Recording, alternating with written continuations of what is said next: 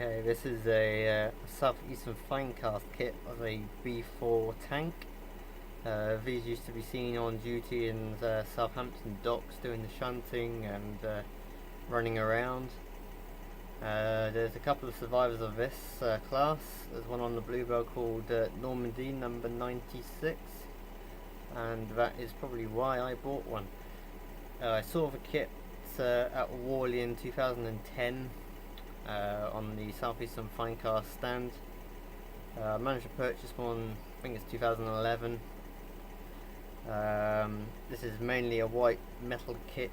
The body is white metal as well as the cylinders. The chassis isn't etched. I think it's nickel silver chassis, which I've soldered together with a normal soldering iron. The wheels are Romford wheels. It's a nice little kit. The kit itself without the wheels and motor cost about £75–80. It's a nice little kit to start off with because the motion is quite simple, as you can see there. You don't want to start off with anything too complicated and find out you've completely hashed it up a little bit. And this one actually, for me, actually ran really well first time off. If it runs smoothly just being pushed along with your finger, it's sort of guaranteed that it should run quite nicely with the motor in when it's all oiled up and ran in. This kit has quite a big gearbox and quite a small motor in it. It's DJH motor and gearbox, which cost about £35–40, which is quite a lot. But as you can see from the smooth running, it's very much worth it. I bought the motor and gearbox from eBay. Actually, I didn't buy it straight from DJH.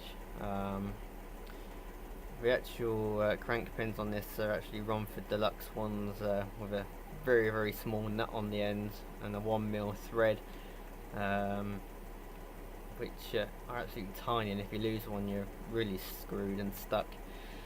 But the kit itself is a really nice kit to build, very straightforward, quite simple.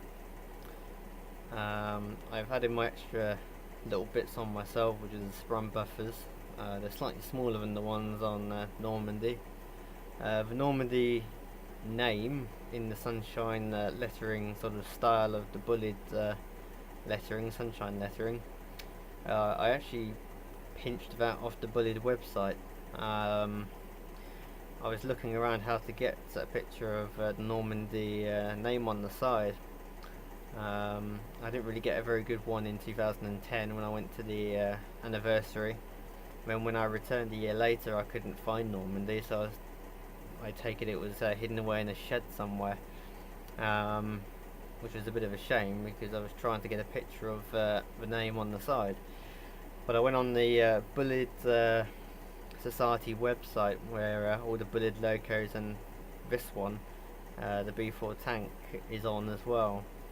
And luckily I went on Normandy's page and Normandy's name popped up in front of me in that style, so I quickly downloaded it and saved it and scaled it down on Photoshop and printed another homemade transfer, and that's what you can see here, which worked very nicely.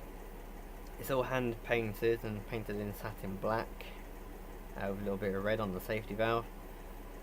The back head is painted as well with scale scene loco crew in as well.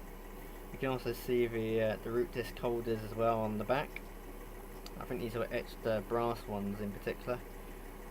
The loco has the normal Hornby Bachmann standard couplings on, the NEM variety.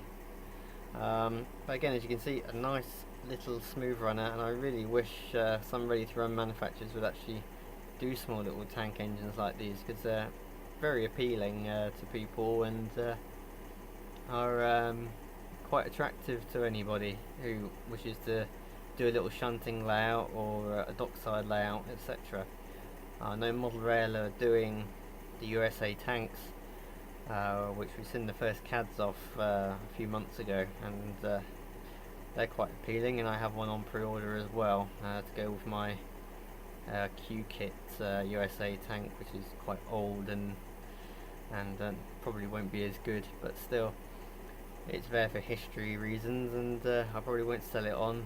And but still, if somebody in the ready to run market could make a few little dock shunters, that would be really cool. I know Hornby have done the Sentinel one, which also the Bluebell have one of, called Skippy.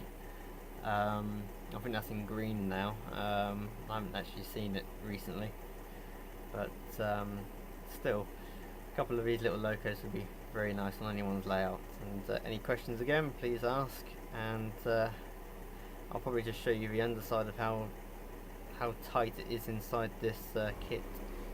Well, hopefully you can see this is the underside of the B4 tank. You can see the pickups on a bit of board there with some bronze wire going to the wheels, and you can see the giant gearbox at the front there, and this sort of goes up to just before the board really. It's absolutely enormous, and the end of the motor, you can see the flywheel on the end, and there's about half a millimetre between the back of that and the back of the back head casting, which you can't really see, but that's what makes this loco a very good runner, with the flywheel in, and the rather large gearbox with a 50:1 ratio, I think, in it. But still, I thought I'd show you the underside, which is quite interesting, and hopefully it shows you how this loco is all built up.